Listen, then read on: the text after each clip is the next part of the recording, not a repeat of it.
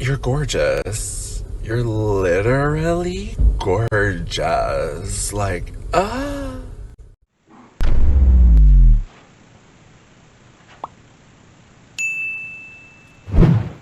What is up, guys? It is freezing out here today.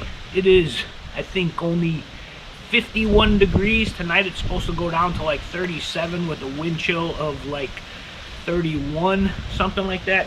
So I am going to be covering Theo's peach tree to protect it from the frost and the freeze. As you can see, it still has leaves on it. Still has a lot of leaves on it. A lot of them have fallen off. Should be dormant by now, but this tree is hardy up until 0 degrees, what it says, but it is still very young, so I'm going to cover it anyway just to make sure nothing happens to it. Like I said, I am really taking care of this tree, so I'm going to cover this up for the night. Here we go.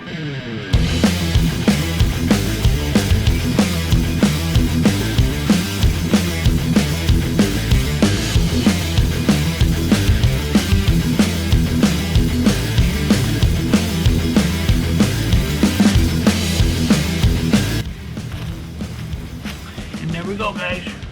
This tree is covered up, should protect it from the freeze tonight. I will take that off tomorrow because in about 4 days it's supposed to be back up into the 80s. So just wanted to cover that up tonight to protect it. That's it. Later, guys.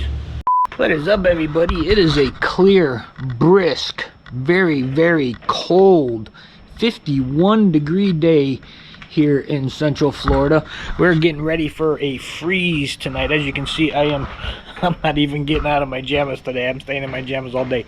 Not doing a whole lot. I was just in the office for the last, about 4.5 hours doing some editing and video stuff for you guys. But yeah, it is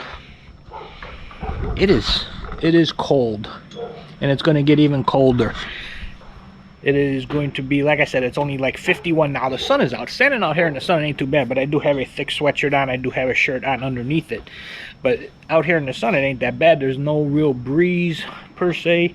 But tonight, it's supposed to get down to, I think they said like 38 with a wind chill, like 30, 31, something like that. But then, get this, but then in today's Saturday, Sunday it's supposed to be kind of cold again, 55, and then it's supposed to start warming up to where by Tuesday and Wednesday we're supposed to be in the middle to upper 80s.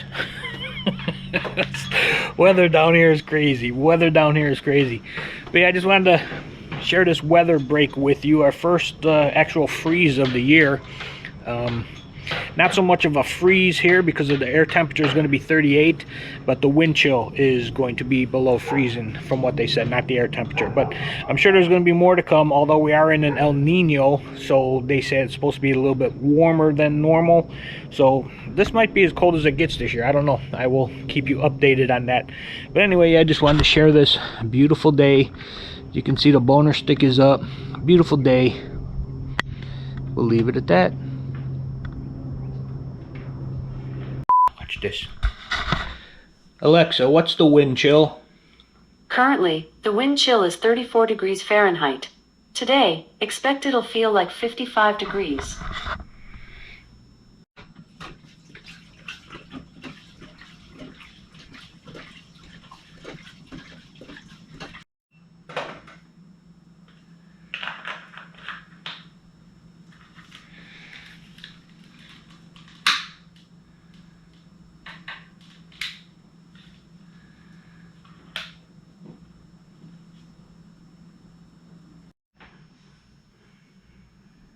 There we go.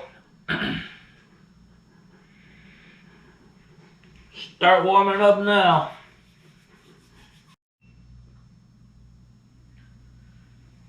It's getting warmer. It's getting warmer. Slowly but surely it's getting warmer. What is up, everybody? It is like 50 degrees outside.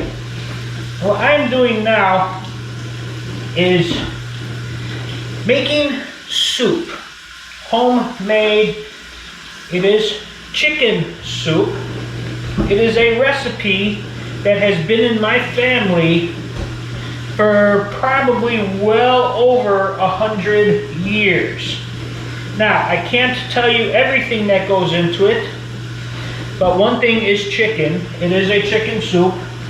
I have everything else laid out on the counter behind the camera so that you can't see it, because it is, like I said, a very secret recipe, and I only got approved to make this like about 4 years ago.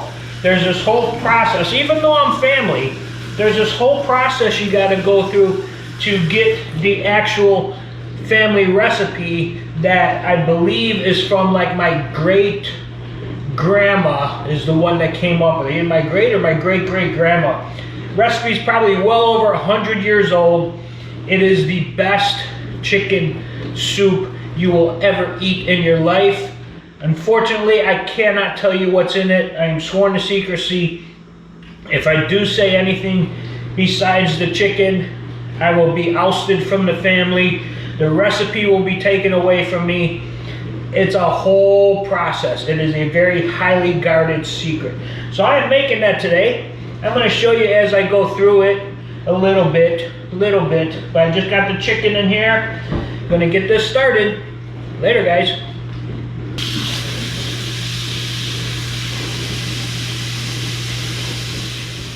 All right, guys, I got it all together. Give you a sneak peek. Oh, look at that. That's about all I can show you right now. It's got to simmer for a couple hours. It's going on 12 o'clock. It's probably going to simmer a good 3.5, 4 hours by the time I'm ready to eat it. But once it's done, I'm going to sit down, have a nice, big, huge bowl of what we call Mimi's soup. Later, guys.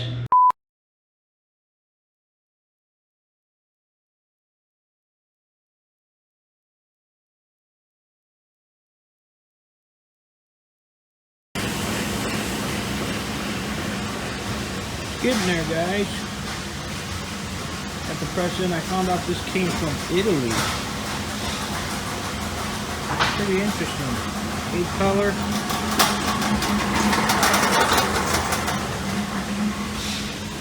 Perfector.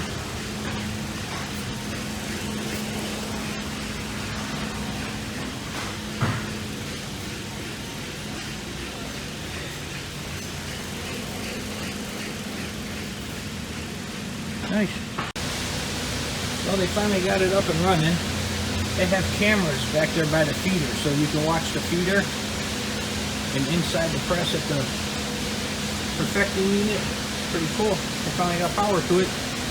Up and running.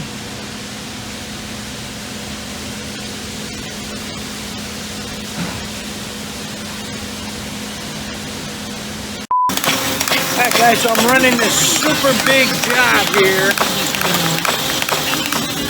It's 125,000 sheets that I have to flatten in every 500. All those little tags are 500 sheets. I got to do that for 125,000 sheets. 37.5 now, so I got a ways to go. This is probably going to be a 2 to 3 day job easily. So that's what I'm doing today. Alright guys, so as I previously told you, I'm on a big huge run right now. 125,000 sheets. The press is getting ready to turn over 100,000 impressions since I started this 2 days ago. So we're going to sit here and watch it. 2 days ago I started this.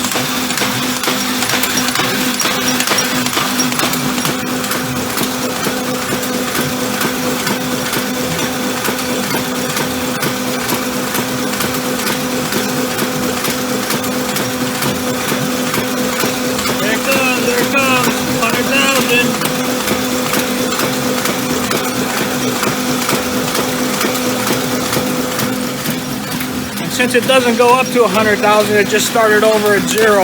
So I just got to remember that 100,000. But yeah, it just turned 100,000.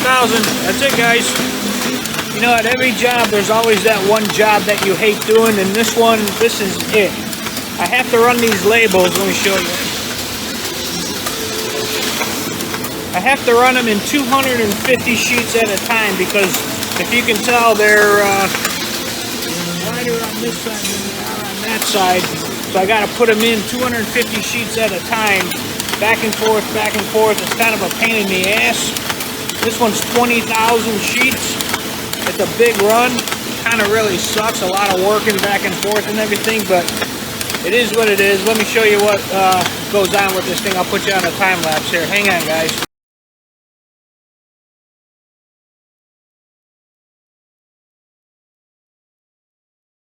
Alright guys, well today I am, as you can see here, let me show you, I am sitting down on the job. Now my press is running, but I am sitting down on the job today because my knee, my right knee is killing me today for some reason. It started yesterday, but today it's even worse. So I don't know, I did a lot of bending down here at work yesterday, picking up boxes and that kind of stuff, but you know, normally I can take an Advil and that and it goes away, but it almost feels like I kind of maybe might have pulled something a little bit yesterday. So anyway, I might have to check, get my brace out for the next couple days. But yeah, just another notch in the belt on wanting to retire soon, so I don't gotta do this physical stuff anymore. Anyway, wanted to let you know what I'm doing. Leave you with my press running for a little bit. Later, guys. What is up, everybody? It is a somewhat cloudy 84-degree day here in Central Florida, believe it or not. 84 degrees today, middle of January. Anyway, I did not have a good day at work today. First off, I broke the press that I was running. Well, let me tell you what happened. I was going to fix the press that I was running.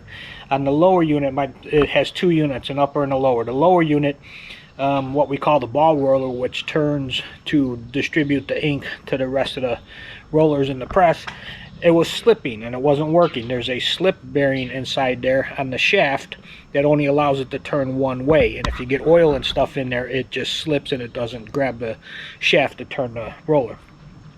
Anyway, I tried taking it apart to clean it, to fix it, and what ended up happening, I took the outer cover off, I took the bearing out, and I tried to slide the mechanism out, and it got jammed, and it got jammed good, because what ended up happening is as I moved that part, the bearing inside finally completely gave way, which it was probably broke already, but when I went to move it, it completely gave way and it seized itself onto the shaft.